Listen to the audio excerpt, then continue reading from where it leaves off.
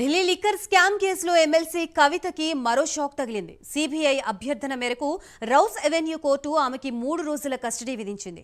దీంతో ప్రస్తుతం తీహార్ జైల్లో ఉన్న కవితని సిబిఐ రేపటి నుంచి ఈ నెల 15 వరకు తమ కస్టడీలోకి తీసుకుని విచారించనుంది.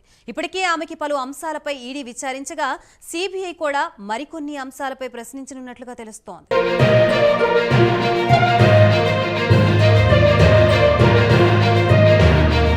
ఎమ్మెల్సీ కవితని ఏప్రిల్ 11న సిబిఐ అరెస్ట్ చేసిన సంగతి తెలిసిందే. లిక్కర్ స్కామ్ లో సిబిఐ తనని అరెస్ట్ చేయడాన్ని సవాల్ చేస్తూ ఢిల్లీలోని రౌస్ అవెన్యూ కోర్టులో కవిత ఏప్రిల్ 12న పిటిషన్ దాఖలు చేశారు.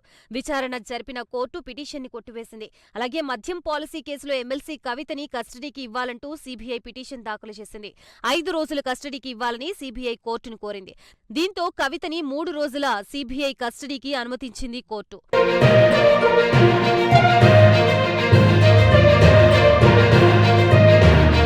విధానంలో కీలక సూత్రధారి, పాత్రధారి కవితే అని సిబిఐ వాదించింది.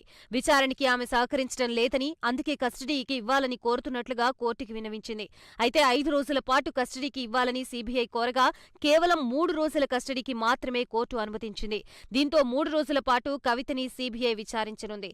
లిక్కర్ కేసులో కవిత పాత్ర, 100 కోట్ల ముడుపుల వ్యవహారం, సౌత్ గ్రూప్ భూముల వ్యవహారంపై కవితని సిబిఐ ఎంక్వైరీ చేయనున్నట్లుగా సమాచారం.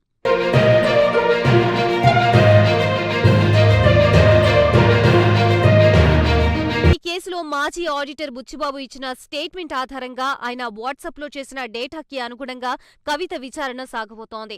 ఈ కేసులో అప్రూవల్ గా మారిన అనేక మంది ఇచ్చిన ఆధారాల ద్వారానే విచారణ కొనసాగనుంది.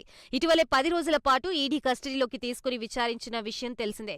అయితే తాజాగా ఈ కేసుకు సంబంధించి కవితని సిబిఐ అరెస్ట్ చేసింది.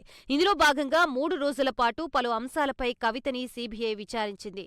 ఈ కేసులో సిబిఐ లోతుగా దర్యాప్తు చేయనుంది. కస్టడీ అనంతరం కోర్టు ముందు సిబిఐ ఏ అంశాల్ని ప్రస్తావిస్తుందో అనే దానిపై సర్వత్రా ఉత్కంఠ నెలకొంది.